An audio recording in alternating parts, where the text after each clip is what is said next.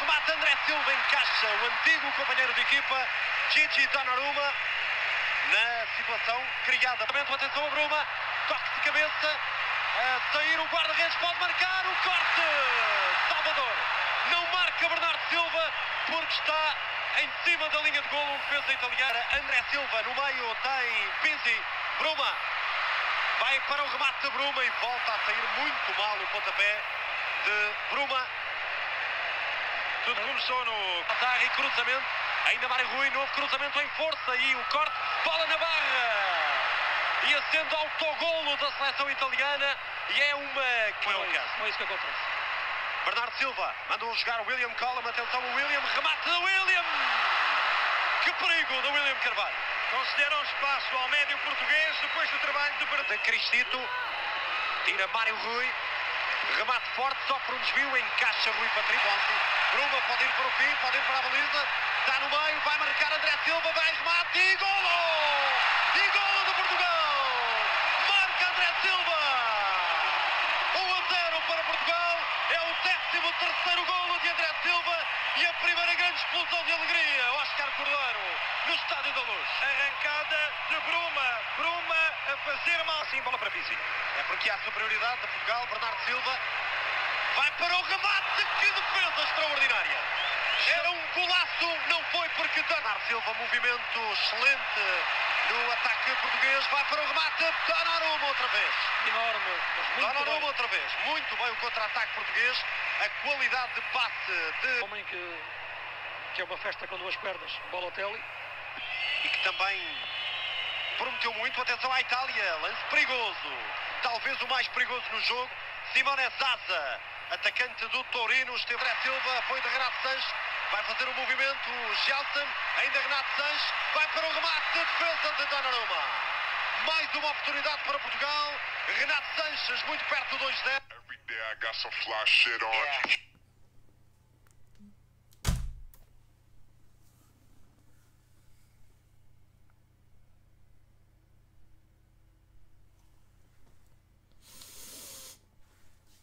Portugal-Italie. Une autre ben beau match de l'Italie. Franchement, très très beau match. Je viens de regarder les highlights comme vous avez pu constater. Hein. 3 actions de l'Italie, 50 de Portugal. Encore, il pourrait encore marquer au moins une dizaine de 0. Bravi ai polli, bravi polli. Bravo Paul, bravo, bravo. Après, c'est la faute de l'entraîneur, bien sûr. Après, on parle encore de Mancini, la faute de l'entraîneur, oui. C'est pas les Polli qui ont joué, mais c'est la faute de l'entraîneur. D'accord, ouais, d'accord. Après avoir vu ce highlight, je pense que c'est clair, hein, parce que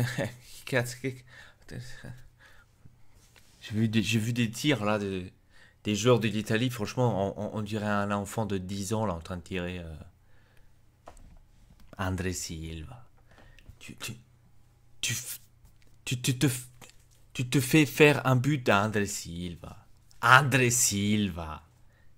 André Silva. À un moment donné, il faut se poser des questions, les gars. On est nuls. Et qu'est-ce que vous voulez que je vous dise? On est nuls. Hein? Mancini, il a essayé de changer. Il a essayé de mettre... il a mis 9 des 11 joueurs. Il les a changés quand même. Ça, il faut le dire, mais ce n'est pas une excuse. Hein. Franchement, ce n'est pas une excuse. Quand tu es avec le maillot de l'Italie, que tu dois représenter l'Italie avec 4 fois champion du monde, avec une histoire derrière, qu'on sait que quand on parle de l'Italie, on commence à voir des frissons. On commence à voir des images de la Coupe du Monde de 2006, par exemple. On commence à voir des images des grands joueurs comme... Roberto Baggio, comme Luca Toni, comme Pirlo, comme Camoranesi, comme Gattuso, comme Cannavaro, Nesta. Maintenant, ils sont où tout cela? Ils sont où Del Piero? Ils sont où tout cela? Ils sont où tous ces joueurs? Je regarde l'équipe d'Italie aujourd'hui, elle fait pitié. J'ai regardé les highlights, 3 actions. 3 actions ils ont fait.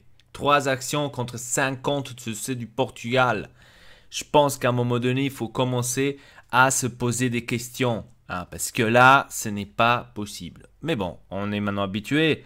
de jouer comme ça. Je pense que le niveau, on est pratiquement au niveau du Luxembourg, San Marino,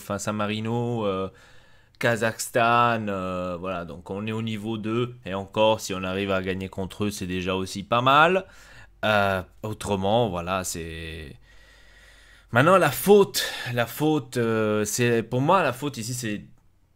Je sais pas, je sais même pas si je dois donner la faute aux joueurs, la faute à tout le monde, parce que là, c'est... Ici, c'est complètement, je pense, le système en général qui ne fonctionne pas. C'est-à-dire que quand on regarde les clubs comme Juventus, l'Inter, le Milan et tous les autres, la Lazio, la Rome, le Naples, si on regarde tous les clubs maintenant de l'équipe italienne, il n'y a aucun club qui, enfin, je parle maintenant des grands, hein, qui s'insère pour les jeunes italiens. Hein. Et je pense que c'est aussi ça ce que Mancini voulait dire par rapport à ça. C'est-à-dire qu'il faudrait plus mettre à l'avant les jeunes italiens, des jeunes équipes. Pourquoi la Juventus, par exemple, c'est maintenant une parenthèse que je vous pose à vous tous, vous pouvez me le dire dans les commentaires.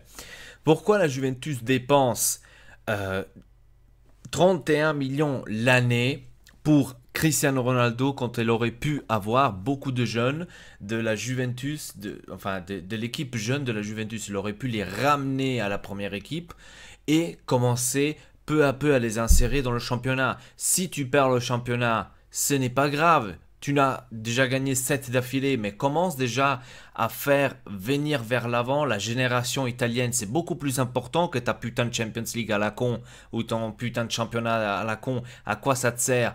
Commence à travailler avec les jeunes. Donc c'est ça, ce que aussi l'Inter, c'est pareil. C'est pas maintenant parce que c'est la Juve, mais l'Inter, c'est pareil. Au lieu de dépenser tout cet argent, par exemple, pour João Mario ou pour... Lautaro Martinez, même s'il est bon, avec tout le respect, mais des jeunes, prends des jeunes de l'Inter et tu les mets, italiens, attention, tu les mets dans la première équipe et tu fais les jouer. Non, malheureusement en Italie, les jeunes italiens ne sont pas considérés comme joueurs aptes pour jouer la Serie A.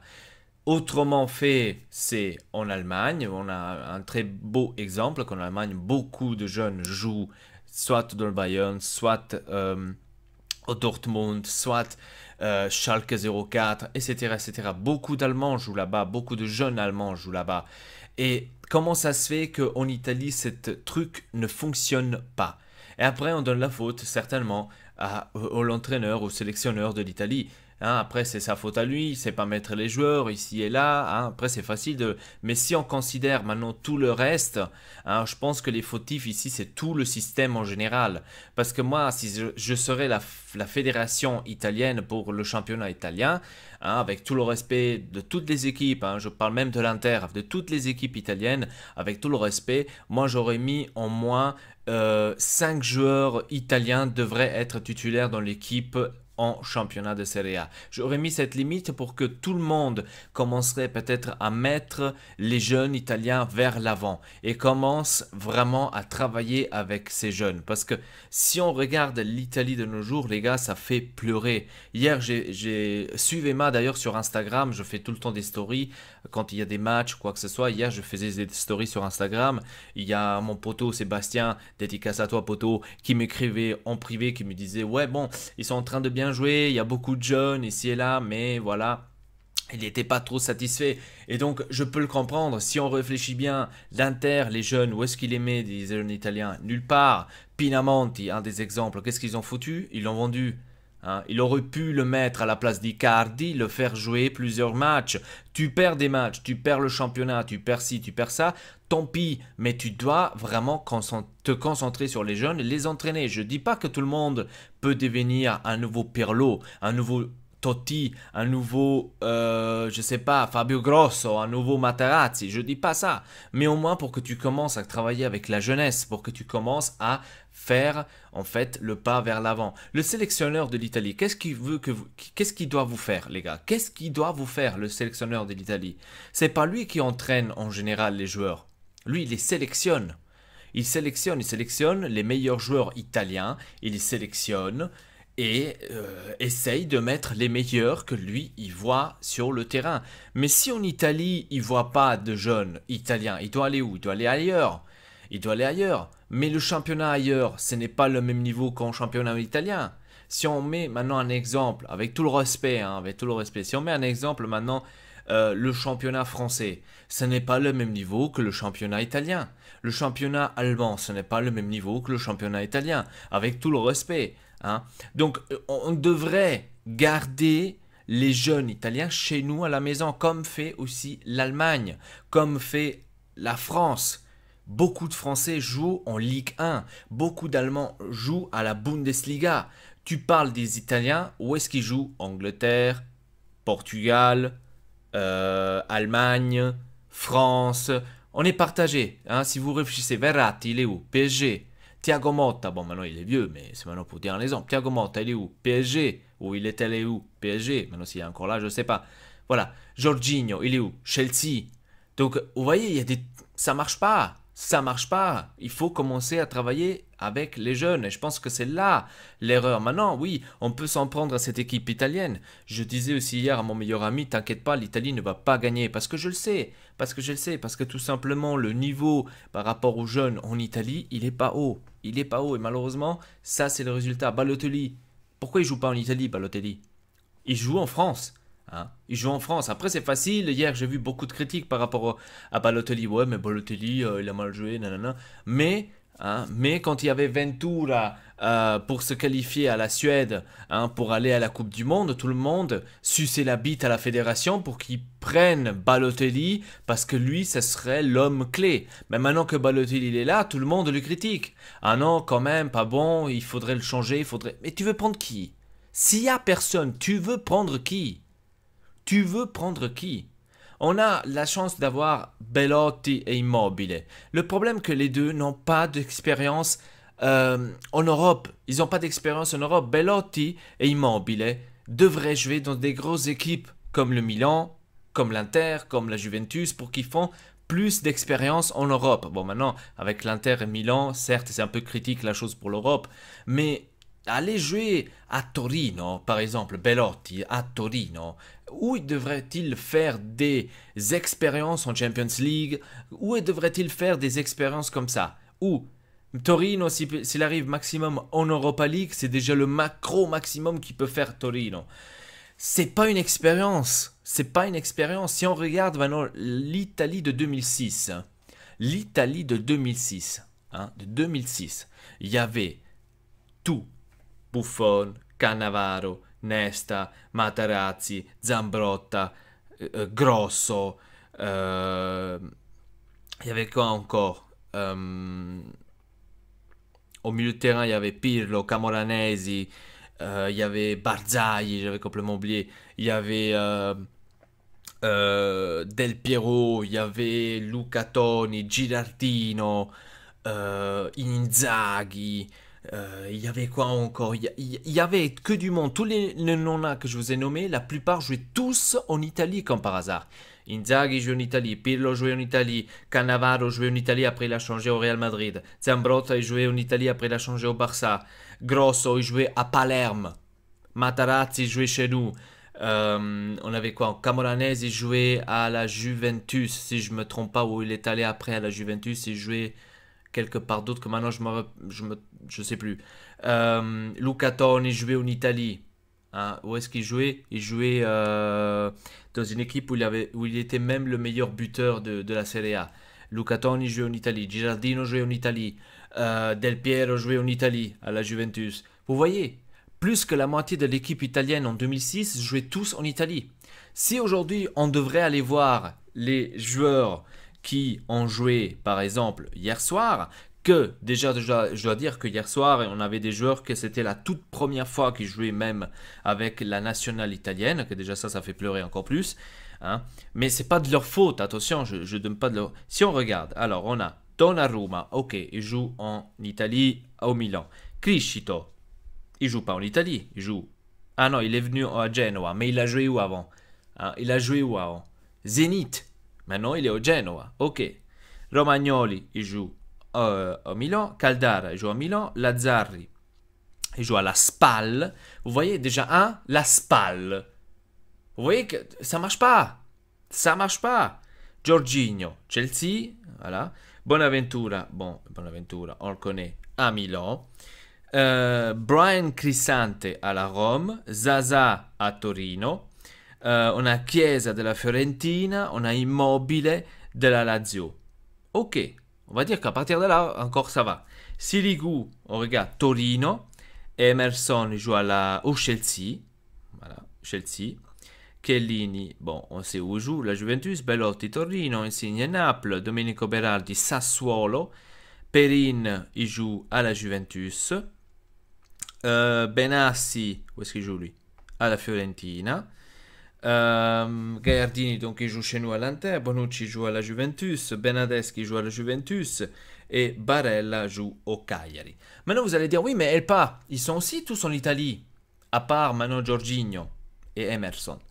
Oui, je vous donne raison. Mais est-ce que vous vous rappelez qu'est-ce que je vous ai nommé là? Grosso, Cannavaro, tout ce machin, ils jouaient où? Ils jouaient où la plupart? Juventus, Inter, Milan et Palerme. Pourquoi le Palerme? Parce que le Palerme à l'époque, si vous vous rappelez, le Palerme, il aurait pu même gagner le championnat de la Serie A. Je crois qu'il était 2e ou 3e quand il a fini le championnat. Il était là dans les parages. Pourquoi? Parce que le Palerme, il avait une équipe de dieux. Il avait Cavani, il y avait Grosso, il y avait Zaccardo. D'ailleurs, Zaccardo aussi, il était là en 2006. Il avait une équipe de malades, Palerme. Et donc, ils étaient aussi compétitifs à la Serie A. Si je regarde maintenant aujourd'hui, Criscito, Genoa. Avec Genoa, tu vas gagner une Champions League. Bon, maintenant, il ne faut pas absolument gagner des Champions, mais avec Genoa, tu participes aux Champions League. Avec Genoa, tu peux gagner le championnat en Italie. T'es quand même l'un des plus, on va dire, ceux qui peut être dangereux pour gagner le championnat de l'Italie. Non. Et voilà, le niveau est déjà baissé. Le Milan, bon, on connaît tous l'histoire du Milan. Malheureusement, les Milanais, avec l'Inter inclus, il faut dire les choses comme c'est, ne sont pour l'instant, je dis pour l'instant, on n'est plus compétitif comme on était à l'époque, malheureusement. Donc là, je ne sais pas si on pourra même donner la faute au club par rapport à ça. Je parle aussi de l'Inter comme le Milan. Attention, c'est pas parce que maintenant c'est le Milan.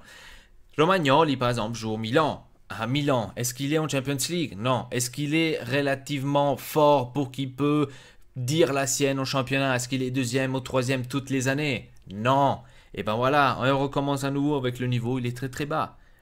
Lazzari, Spal. Déjà quand on entend ça, est-ce qu'ils sont compétitifs pour le championnat? Non. Est-ce qu'ils se qualifient pour une Europa League ou une Champions League? Jamais de la vie. À part s'il y a un miracle. Donc vous voyez de quoi on parle. Le niveau il baisse. Il a 24 ans le jeune. 24 ans tu joues déjà à la Juventus titulaire. Tu joues pas à la Spal pour jouer à la nationale. Je suis désolé. Maintenant j'ai dit Juventus mais aussi Inter ou Milan ou Naples. Parce que c'est on va dire ceux qui normalement devraient être compétitifs pour le championnat. Jorginho. Pourquoi il n'est pas resté en Italie, Jorginho? Pourquoi le Naples n'a pas fait quelque chose pour Jorginho pour qu'il reste absolument en Italie? Pourquoi? Ça, vous voyez, la faute à nouveau du club et la fédération. Voilà.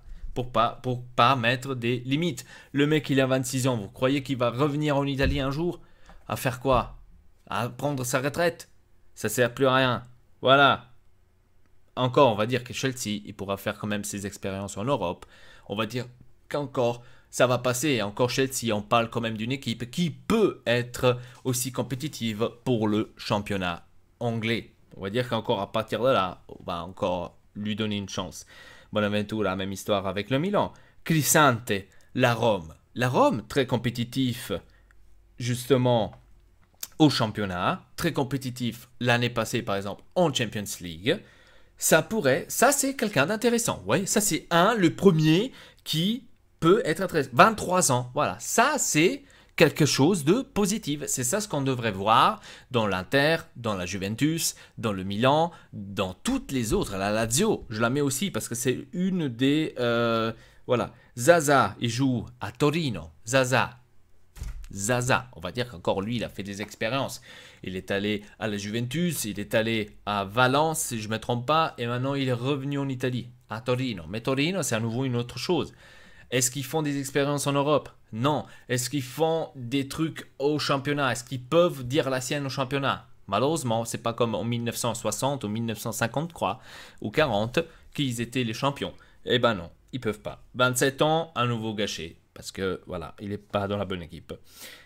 Chiesa, c'est tous ceux qui réclament, c'est que c'est un bon joueur. Chiesa, c'est un très bon joueur, mais je pense que Fiorentina met, on va dire, le pas un peu trop en avant, tu vois, parce qu'il demande 70 millions pour Chiesa. Pour moi, il les vaut jamais de la vie.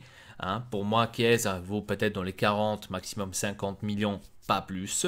Mais Chiesa devrait jouer dans une équipe comme le Naples, la Juventus ou même la Rome. Parce que c'est les trois qui peuvent être compétitifs dans le championnat et en Europe. Je mets l'Inter de côté parce que l'Inter ou Milan, parce qu'on n'est pas...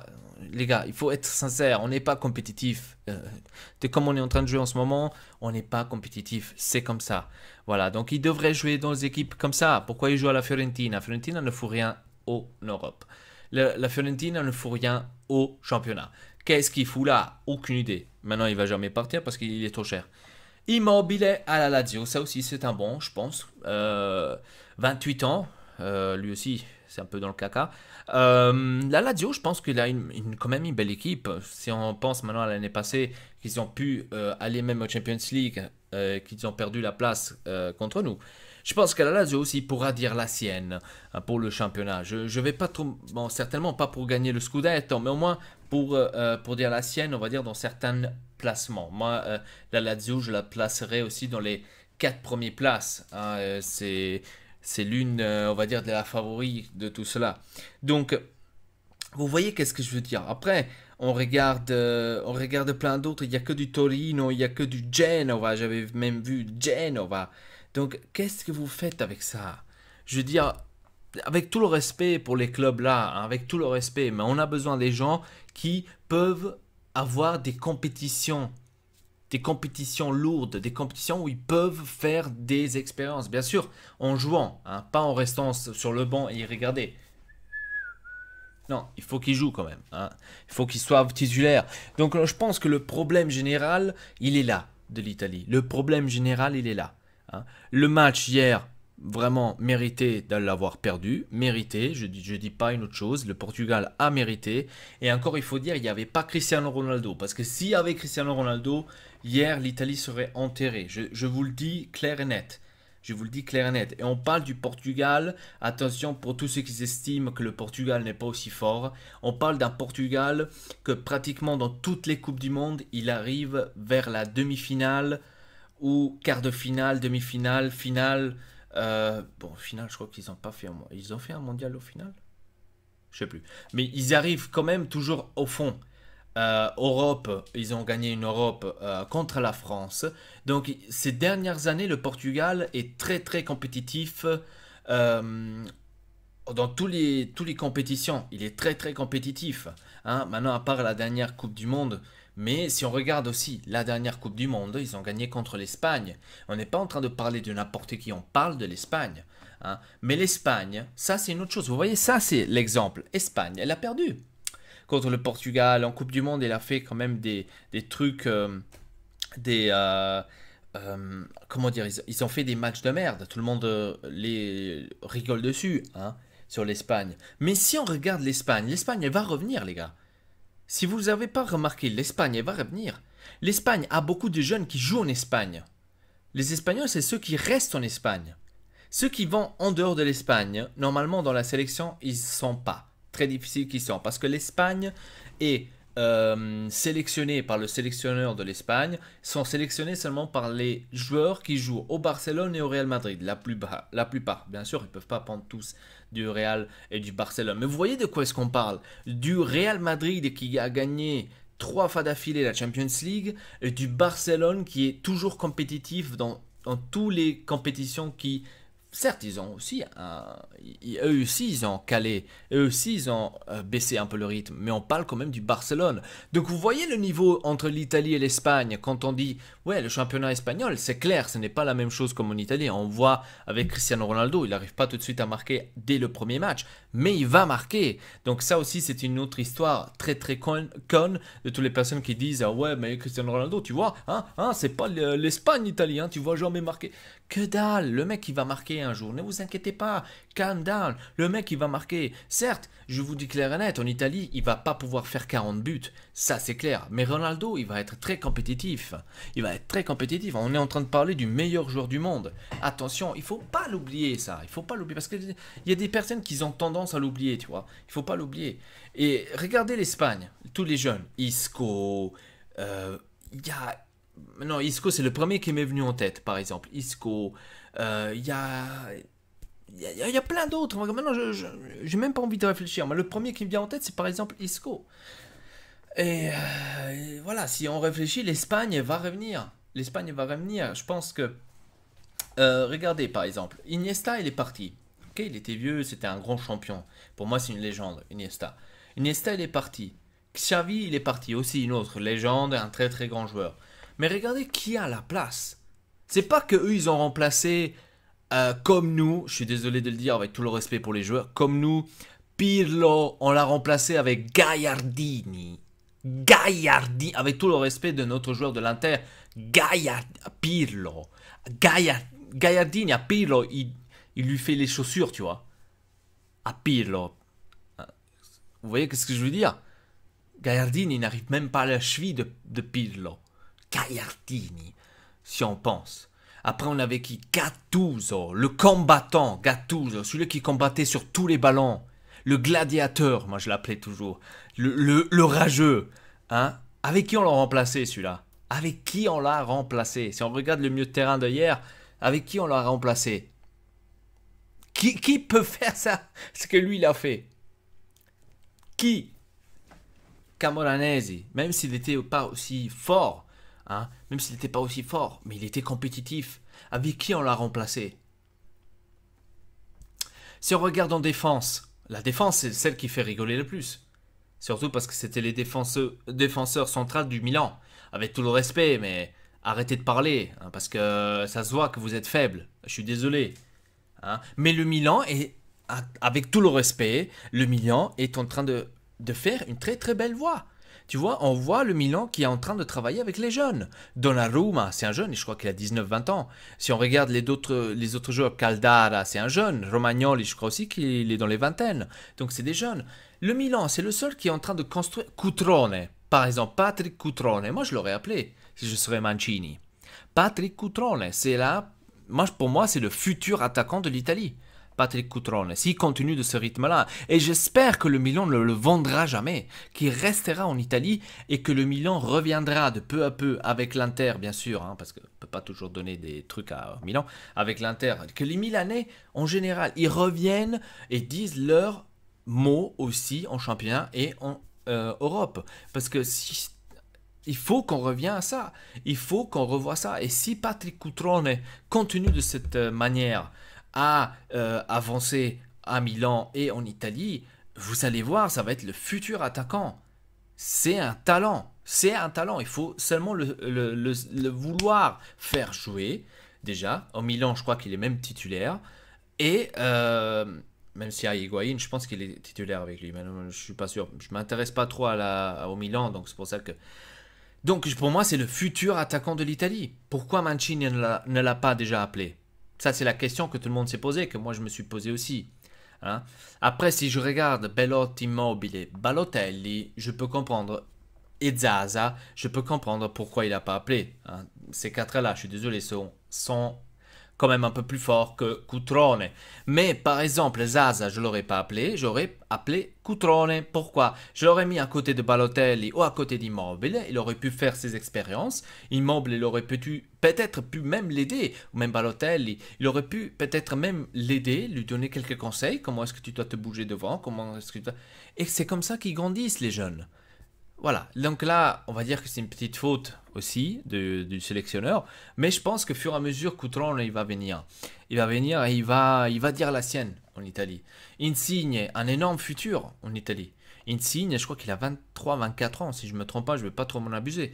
Insigne, pour moi, c'est le talent des talents, hein. C'est le seul qu'on a qui a un talent énorme et j'espère ne pas le gâcher. Tu vois, j'espère qu'il va pas se gâcher et qu'il restera. Par exemple, hier, je me suis posé la question aussi, Verratti. Bon, mon poteau Sébastien, il m'a dit qu'il était blessé. Verratti, j'ai comme l'impression que ça fait une éternité que je le vois plus jouer en Italie. Sébastien, il m'a dit qu'il serait blessé. Je sais pas, j'ai jamais entendu un truc parce que voilà. Mais Verratti, par exemple, hein, c'est aussi un joueur. Pourquoi tu viens pas jouer en Italie? Verratti aurait besoin d'une équipe comme la Juventus, le Naples ou la Rome pour vraiment revenir, on va dire, en forme. Parce que là, au PSG, les gars, avec tout le respect, il est en train de s'ennuyer. Au PSG, qu'est-ce que tu veux faire au PSG? Avec tout le respect pour le PSG. Mais qu'est-ce que tu veux faire au PSG? Viens en Italie, t'as quand même quelques, on va dire, trucs en plus. Tu vas jouer à la Rome, ou tu vas jouer même au Naples. Ou la Juventus, certes, mais la Juventus c'est la même chose que le PSG. On va dire que la Juventus, on va la mettre au dernier truc. Mais tu viens en Italie, t'as beaucoup plus de, on va dire, je ne sais pas comment expliquer, mais cette envie de vouloir jouer, cette compétition, il est là.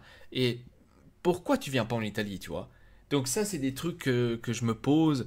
Et aussi Verratti, ça fait tellement pitié parce que Verratti, c'est un jeune, il peut faire beaucoup mieux. Il peut faire beaucoup mieux, c'est ça ce que pour l'instant il nous a montré. Mais si personne ne le fait jouer, si personne ne lui donne confiance, soit en Italie, soit aussi en sélection de l'italienne, bah les gars, ça peut pas fonctionner comme ça. Voilà, c'est là le problème. Et je pense que l'Italie, comme je vous ai dit, la fédération soit doit repartir des jeunes, doit reconstruire quelque chose avec les jeunes. Parce que de cette manière-là, on va pas aller loin. Je vous dis clair et net, on va pas aller loin. Voilà, c'était tout pour cette vidéo. Abonnez-vous à la chaîne Ortex et Elpa. C'était une vidéo assez longue, mais j'ai voulu dire la mienne parce que franchement, c'est un sujet qui me fait chier et que je pense qu'on devrait commencer à changer quelque chose parce que là, ce n'est pas normal qu'on est encore à ce niveau-là, tout simplement. Voilà, on aurait pu se la combattre hier, tu vois, ça aurait pu être un autre match. Je ne dis pas que on aurait dû gagner, hein. Je ne le dis pas parce qu'on parle quand même du Portugal, comme je vous ai dit. On parle d'une équipe qui est toujours compétitive. Mais au moins, se la combattre, c'est-à-dire de faire minimum un match nul, tu vois, au moins de faire 2-3 buts, 3-3 ou 2-2, tu vois, que c'est vraiment combattu, qu'on voit un énorme match, donc là on pourra les féliciter. Mais là hier, franchement, c'était faible, c'est faible, ça fait plus que pitié, ça me fait pleurer même. Et voilà, donc pour moi, ça a à voir beaucoup avec la fédération, et ils devraient plus faire attention à ça, plus insérer les jeunes, et peut-être après on pourra avoir un beau futur et un beau truc de l'Italie à nouveau comme on a eu en 2006, tout simplement. Voilà, c'était tout pour cette vidéo. Abonnez-vous à la chaîne Ortex et Elpa. A très bientôt pour une nouvelle. Votre Elpa. Peace tout le monde.